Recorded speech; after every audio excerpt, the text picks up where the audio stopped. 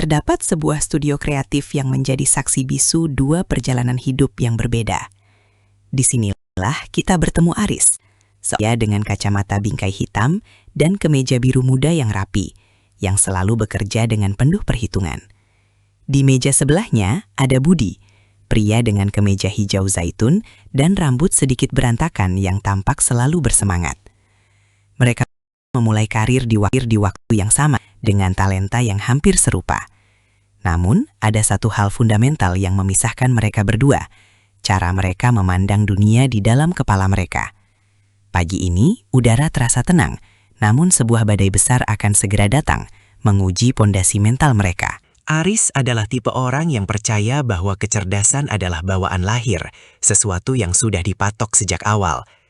Baginya, jika dia tidak pandai dalam sesuatu sekarang, maka dia memang tidak ditakdirkan untuk itu. Dia bekerja dengan sangat hati-hati agar tidak kesalahan, karena baginya, kesalahan adalah bukti ketidakmampuan.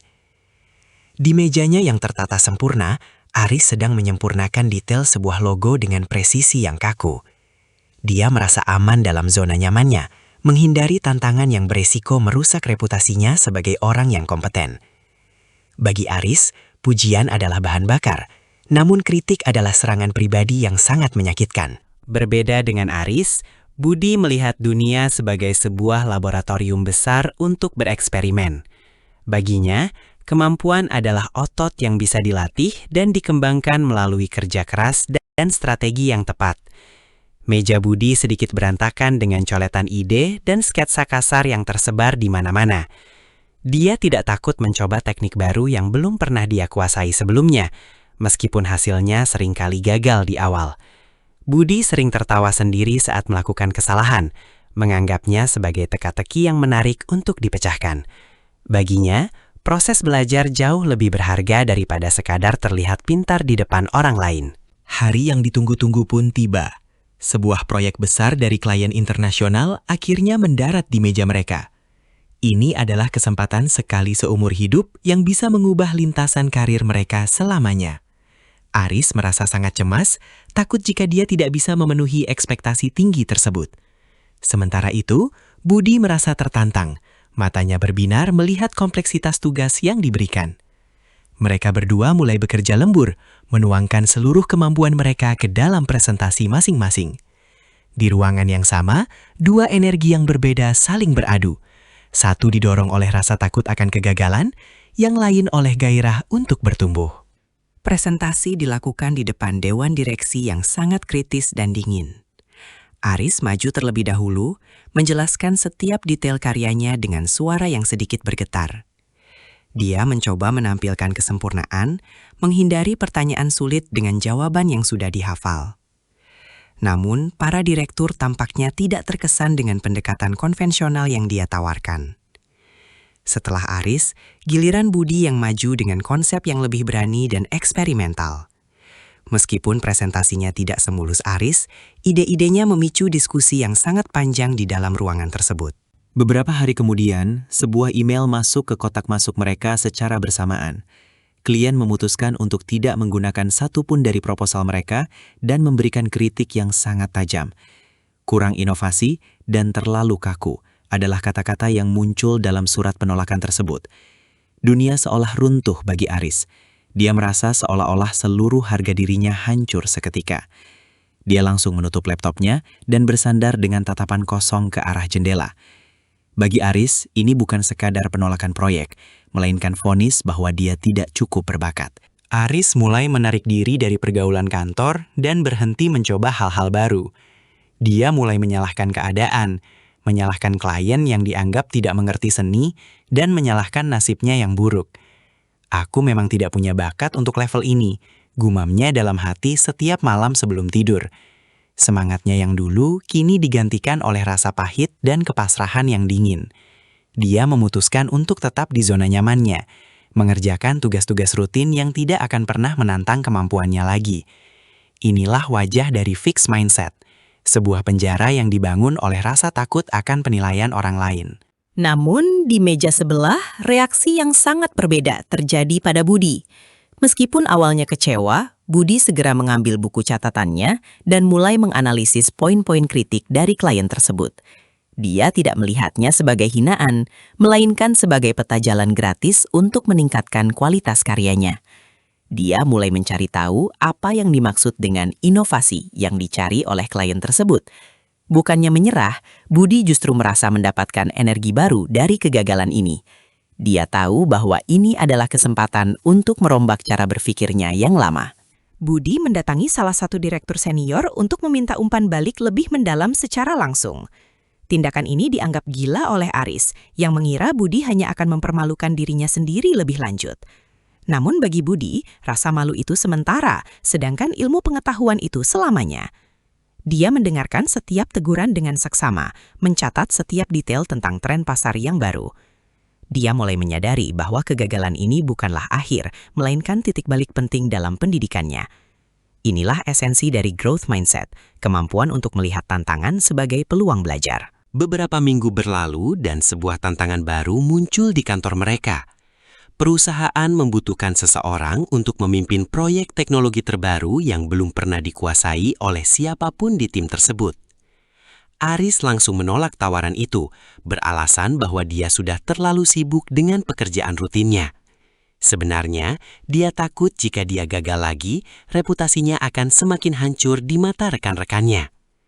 Aris memilih untuk tetap diam di tempat yang dia tahu dia bisa kuasai, meskipun itu berarti dia tidak akan pernah maju. Baginya, keamanan jauh lebih penting daripada pertumbuhan yang beresiko. Budi, tanpa ragu sedikit pun, mengangkat tangannya untuk mengambil tantangan tersebut. Dia tahu bahwa dia belum memiliki keahlian yang dibutuhkan, tetapi dia percaya dia bisa mempelajarinya. Malam-malam Budi kini diisi dengan kursus online, membaca jurnal teknologi, dan melakukan eksperimen yang tak terhitung jumlahnya. Dia sering membuat kesalahan konyol di awal, namun setiap kesalahan membuatnya semakin mendekati pemahaman yang benar. Teman-temannya mulai bertanya, mengapa dia bekerja begitu keras untuk sesuatu yang belum tentu berhasil. Budi hanya tersenyum dan menjawab bahwa proses perjalanannya sendiri sudah merupakan sebuah kemenangan. Sementara Budi terus maju, Aris mulai merasa iri dengan perhatian yang didapatkan oleh rekannya itu. Namun, alih-alih terinspirasi, Aris justru mulai meragukan kemampuan Budi dan menganggapnya hanya beruntung. Dia hanya mencari muka, pikir Aris dengan perasaan yang semakin pahit. Hubungan mereka yang dulu akrab kini mulai merenggang karena perbedaan frekuensi mental. Aris tetap terjebak dalam lingkaran rutinitas yang membosankan, sementara dunianya terasa semakin sempit. Dia tidak menyadari bahwa tembok yang mengurungnya bukanlah dinding kantor, melainkan keyakinannya sendiri tentang keterbatasan diri. Puncak dari proyek baru Budi pun tiba saat dia harus mempresentasikan hasil belajarnya di depan seluruh staf. Aris duduk di barisan belakang, siap untuk melihat Budi gagal dan membuktikan bahwa kecemasan Aris selama ini benar. Budi memulai presentasinya dengan menceritakan semua kesalahan yang dia buat selama proses pengembangan. Dia menunjukkan betapa berantakannya kode pertamanya dan betapa seringnya sistemnya hancur di awal. Kejujurannya mengejutkan semua orang, termasuk Aris yang selama ini selalu menyembunyikan kekurangannya. Namun, apa yang terjadi selanjutnya benar-benar di luar dugaan Aris. Budi kemudian menunjukkan bagaimana setiap kesalahan tersebut membawanya pada solusi yang jauh lebih cerdas dan efisien. Dia mendemonstrasikan hasil akhir proyeknya yang revolusioner, sebuah sistem yang jauh melampaui standar industri saat ini. Tepuk tangan meriah menggema di seluruh ruangan, bukan hanya karena hasilnya yang hebat, tapi karena semangat pantang menyerahnya. Para pimpinan perusahaan sangat terkesan dan langsung menawarkan posisi manajer proyek baru kepada Budi. Di saat itu, Budi bukan lagi sekadar karyawan biasa, dia telah bertransformasi menjadi seorang pemimpin. Kegagalan sebelumnya ternyata hanyalah pupuk bagi kesuksesannya hari ini. Melihat kesuksesan Budi, Aris merasa tersentak, seperti baru saja bangun dari mimpi buruk yang panjang. Dia menyadari bahwa selama ini dia tidak kalah dari Budi karena bakat, melainkan karena rasa takutnya sendiri. Aris melihat kembali tahun-tahun yang dia habiskan hanya untuk bermain aman, dan dia menyadari betapa banyak peluang yang telah dia lewatkan. Rasa menyesal mulai merayap di hatinya, namun kali ini bukan penyesalan yang melumpuhkan. Ada secercah keinginan kecil untuk berubah yang mulai tumbuh di balik kacamata bingkainya yang kaku itu. Aris mulai mengerti bahwa identitasnya tidak ditentukan oleh apa yang dia ketahui sekarang, melainkan oleh apa yang ingin dia pelajari esok. Setelah acara selesai, Aris memberanikan diri mendekati Budi di tengah kerumunan orang yang memberi selamat. Dengan suara pelan, Aris mengakui bahwa dia merasa iri, namun juga kagum pada perjalanan Budi. Dia bertanya satu hal yang paling mengganggunya. Bagaimana kau tidak takut terlihat bodoh saat gagal? Budi tersenyum ramah, meletakkan tangannya di bahu Aris dan memberikan jawaban yang mengubah segalanya. Aku lebih takut tetap bodoh karena tidak pernah mencoba, Aris, kata Budi dengan nada yang sangat tulus. Kalimat itu bergema di kepala Aris, meruntuhkan tembok pertahanan mental yang sudah dia bangun selama bertahun-tahun. Esok paginya, Aris datang ke kantor dengan suasana hati yang berbeda dari biasanya. Dia tidak langsung menuju meja kerjanya yang rapi, melainkan menghampiri Budi untuk menawarkan bantuan dalam proyek barunya. Aris sadar bahwa dia harus mulai dari bawah lagi dan belajar banyak hal baru, dan itu tidak masalah baginya. Dia mulai bertanya, mendengarkan, dan yang paling penting, dia mulai berani untuk melakukan kesalahan di depan umum. Meja Aris yang tadinya sangat bersih, kini mulai dipenuhi dengan buku-buku referensi baru dan tumpukan kertas latihan. Dia tidak lagi mengejar kesempurnaan, dia kini mengejar kemajuan. Perjalanan transformasi Aris tidaklah mudah. Dia seringkali merasa frustrasi saat tidak memahami konsep baru dengan cepat.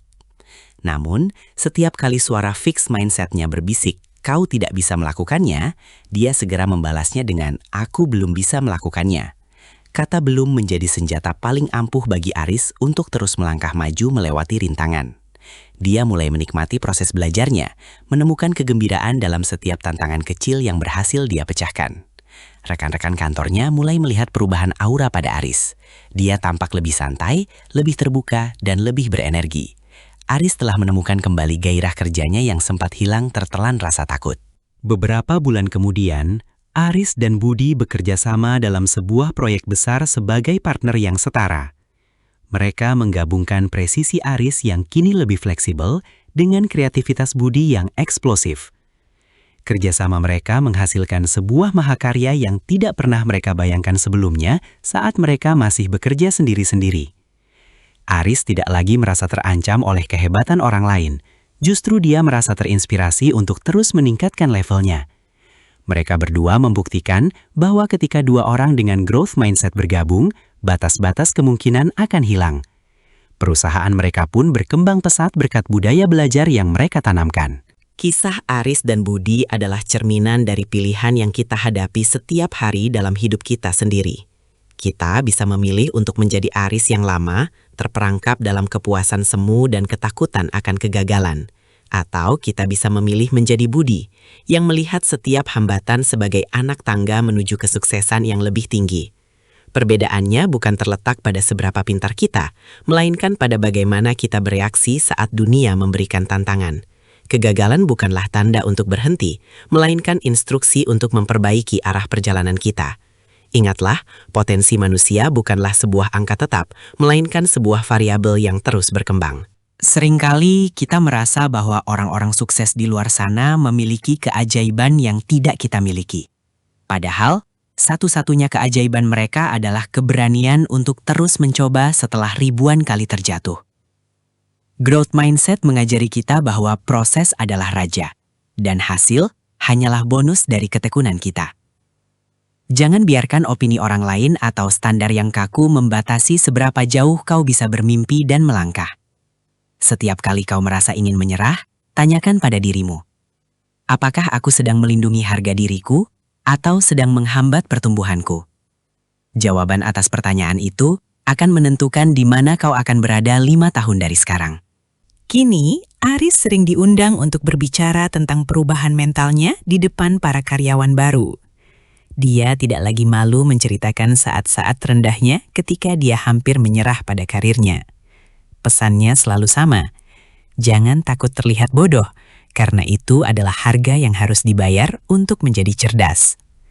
Aris telah bertransformasi dari seorang yang takut akan bayang-bayang kegagalan menjadi seorang mentor yang menginspirasi.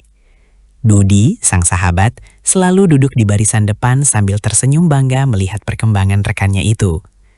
Mereka berdua telah membuktikan bahwa mindset adalah kunci utama yang membuka pintu masa depan. Kesuksesan sejati bukanlah tentang tidak pernah gagal, melainkan tentang bangkit kembali dengan pengetahuan yang lebih baik setiap kali kita jatuh. Pertanyaannya sekarang, mindset mana yang sedang kau pelihara di dalam kepalamu saat ini?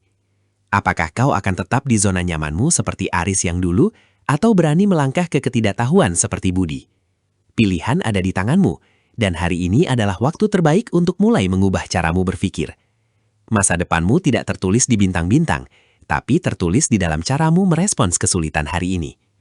Mari kita pilih untuk terus bertumbuh, tanpa batas dan tanpa rasa takut. Terima kasih telah menonton perjalanan Aris dan Budi hari ini. Jika video ini memberikanmu perspektif baru, jangan lupa untuk menekan tombol like dan subscribe agar tidak ketinggalan konten pengembangan diri lainnya. Bagikan di kolom komentar apa satu kegagalan yang paling mengubah hidupmu menjadi lebih baik. Kami sangat ingin mendengar ceritamu, karena setiap cerita adalah bukti bahwa kita semua sedang bertumbuh. Sampai jumpa di video berikutnya, dan ingatlah, tetaplah belajar, tetaplah berkembang. Karena duniamu seluas pikiranmu. Mari kita bangun masa depan yang lebih baik dengan mindset yang lebih kuat.